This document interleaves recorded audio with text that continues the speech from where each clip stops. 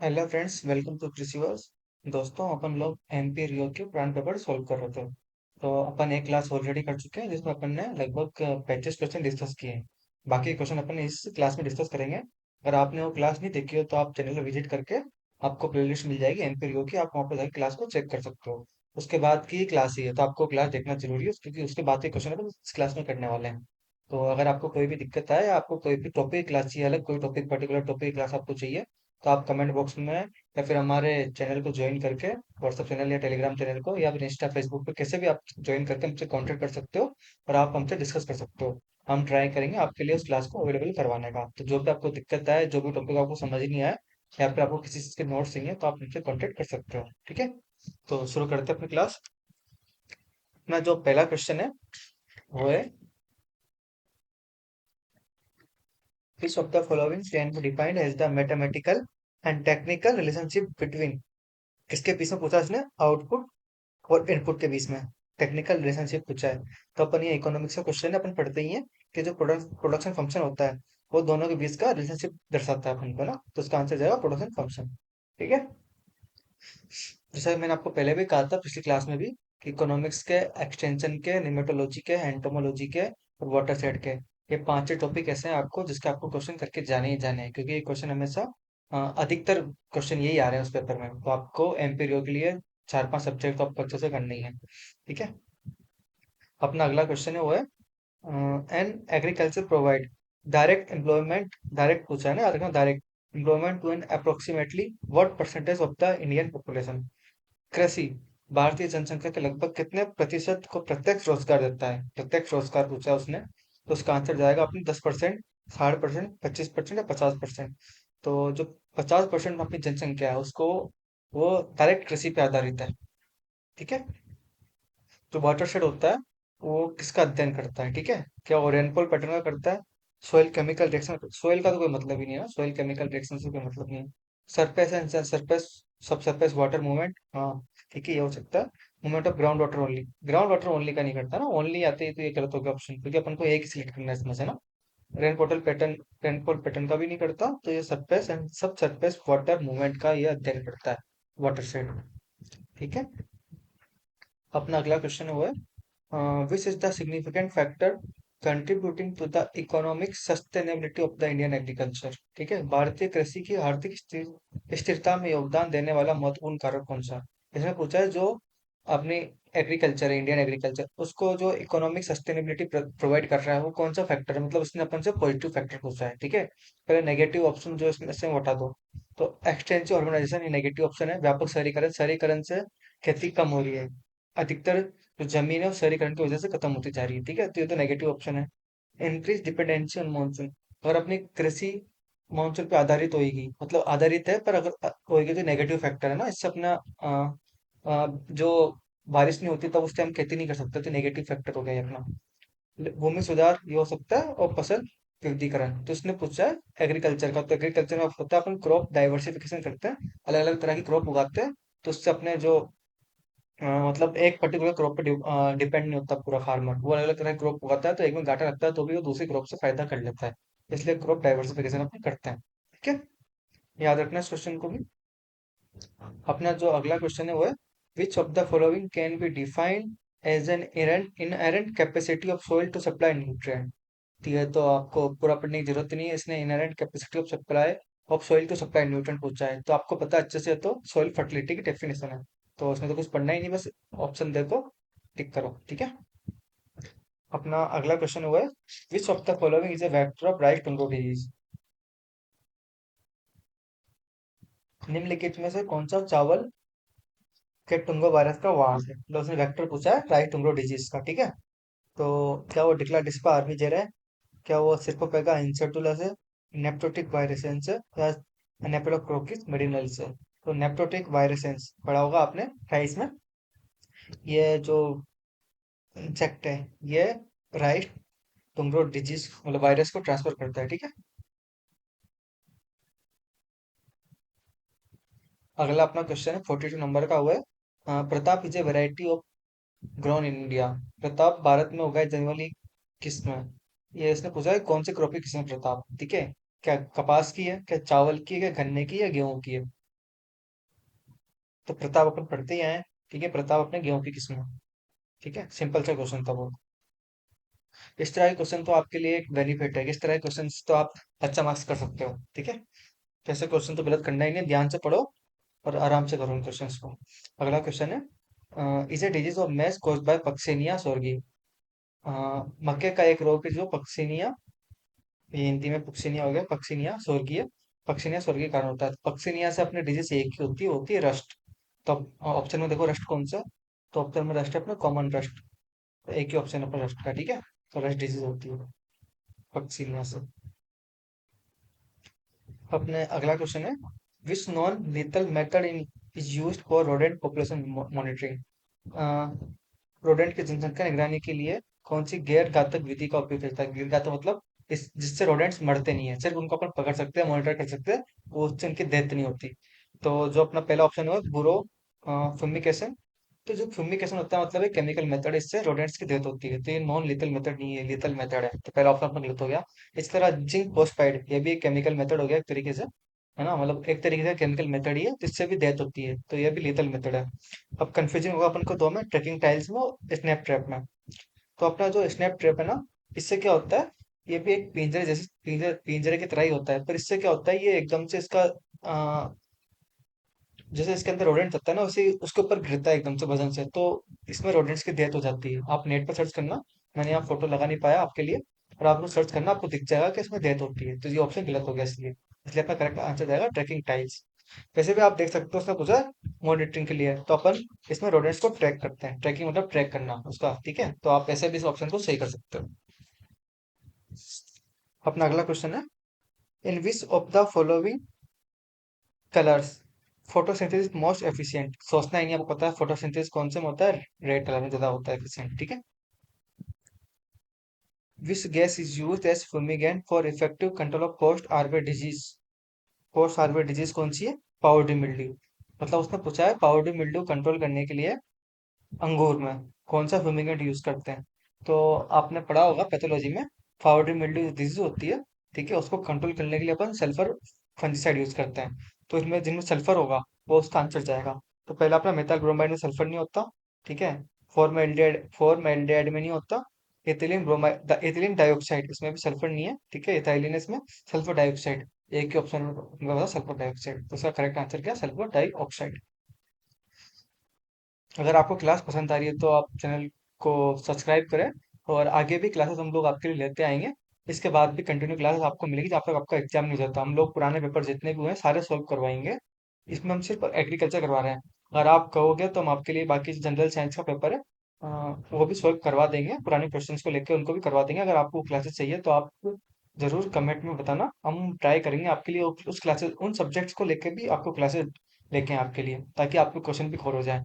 फिलहाल हमारा इस टाइम पे तो हम सोच रहे हैं पहले आपको पूरा एग्रीकल्चर कवर करा देते हैं, उसके बाद वो करवा देंगे, क्योंकि एग्रीकल्चर अपना सिलेक्शन नहीं होगा और उनका कोई सिलेबस फिक्स नहीं है। और जो बाकी 100 क्वेश्चन जो आने वाले हैं आपके, उनका सिलेबस फिक्स नहीं है, और क्वेश्चन कहीं से भी पूछ सकता है। पर एग्रीकल्चर का सिलेबस फिक्स है। तो पहले एटलीस्ट अपन एग्रीकल्चर के क्वेश्चन तो कवर कर लें, ताकि बाद में उन क्वेश्चन को अपन कवर कर पाए। इसलिए मैं पहले आपको एग्रीकल्चर के क्वेश्चन करवा रहा हूँ, ताकि आपका एग्रीकल्चर कम से कम कवर हो जाए। फिर भी आप कहोगे तो आपके लिए उस क्लासेस को भी अवेलेबल करवा देंगे, ठीक है। अपना अगला क्वेश्चन है, which of the following is an example of primary activity in value chain. Value chain में प्राइमरी एक्टिविटी इकोनॉमिक्स का क्वेश्चन है, कौन सी होती है। इंफ्रास्ट्रक्चर होती है, ठीक है, या फिर टेक्नोलॉजी डेवलपमेंट होती है, या ऑपरेशन होता है, प्रोक्योरमेंट होता है। तो जो वैल्यू चेन में प्राइमरी एक्टिविटी होती है ना, वो होता है ऑपरेशन। सबसे पहले ऑपरेशन, ऑपरेशन ही इसकी प्राइमरी एक्टिविटी है, ठीक है। अपना अगला क्वेश्चन है वो है, the diversification of agriculture into commercial crop help reduce. इसने पूछा है, ये भी पॉजिटिव फैक्टर पूछा है कि अपन फसल में विविधीकरण अपनाते हैं, तो वो उससे अपन को किस चीज की कमी हो जाती है, मतलब उससे फायदा क्या होता है एक तरीके से। इसने पूछा है कि वो किस चीज को कम कर सकता है, मतलब नेगेटिव फैक्टर पूछा है, कौन सा नेगेटिव फैक्टर उससे वो कम हो जाता है, ठीक है। तो food prices, soil fertility, seasonal unemployment, और टेक्नोलॉजिकल डिपेंडेंसी। ये आपको पता है, फूड प्राइजेस से कोई मतलब नहीं है, इसका प्राइजेस वगैरह से कोई मतलब नहीं है, फर्टिलिटी से कोई मतलब नहीं है, ठीक है। तो फर्टिलिटी के अपन क्रॉप इससे कोई मतलब नहीं ना, commercial crop help reduce diversification वगैरह। तो हो जाएगा सीजनल अनएम्प्लॉयमेंट। ठीक है। अगला अपना क्वेश्चन हुआ है, ideotype that perform well under commercial crop densities but are poor competitor are referred to as.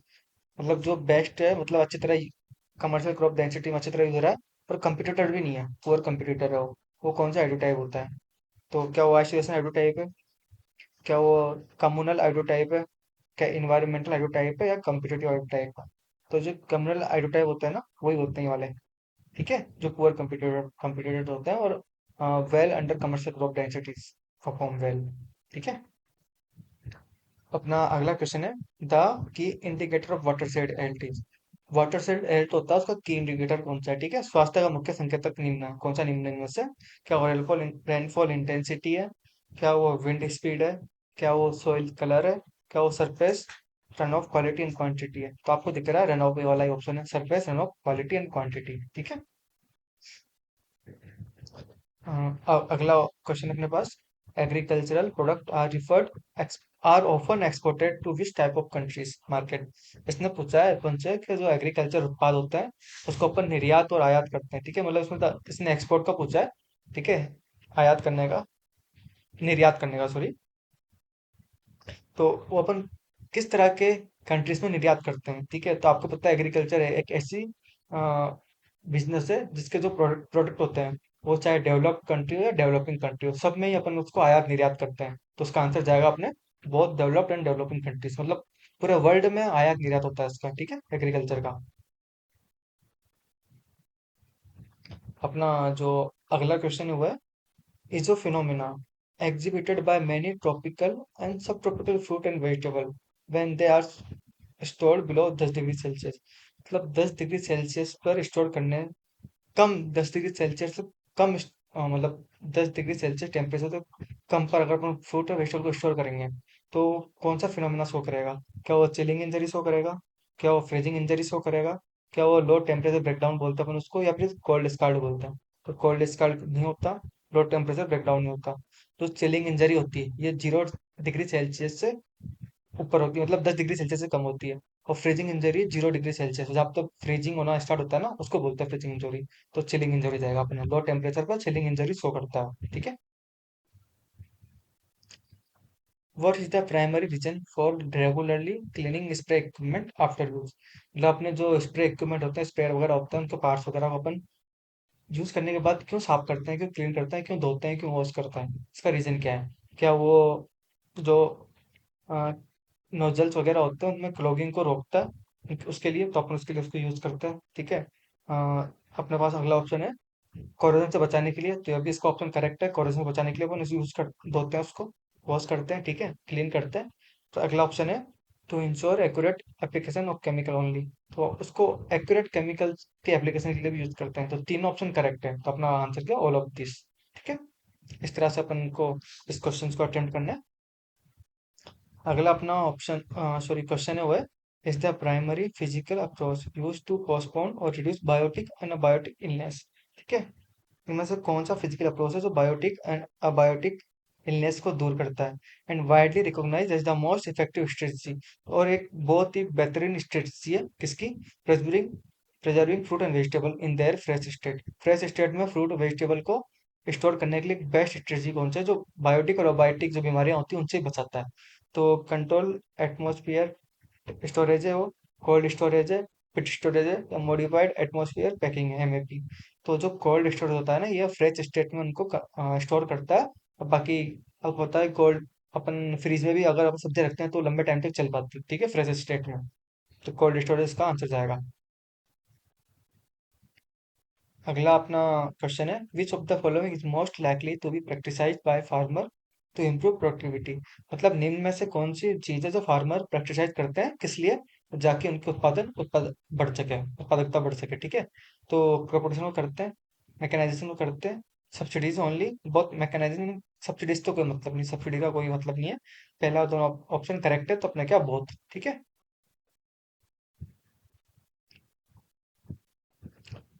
दोस्तों, अगर आपको क्लास पसंद आ रही है तो आप क्लास को लाइक करें, शेयर करें, और कोई भी आपको डाउट लग रहा है तो आप कमेंट में जरूर बताएं। अगला अपना क्वेश्चन हुआ है, what is the primary advantage of using Jio textile water set? Jio textile का यूज करने का प्राइमरी ऑब्जेक्टिव क्या है, अपना एडवांटेज क्या है? क्या वो इवापोरेशन को कम करता है? ठीक है। क्या वो enhance infiltration and soil stability, improve water quality? ये वाटर क्वालिटी इंप्रूव नहीं करता। सॉइल इरोजन को इंक्रीज क्यों करेगा? तो ये करेगा तो फिर यूज क्यों करेंगे? हाँ, ये पर्सन लॉसेस को कम कर सकता है। और enhance infiltration and soil stability, तो ये इनफिल्ट्रेशन को बढ़ाता है, ठीक है, इनहेंस करता है। इसलिए जियो टेक्सटाइल को हम यूज करते हैं।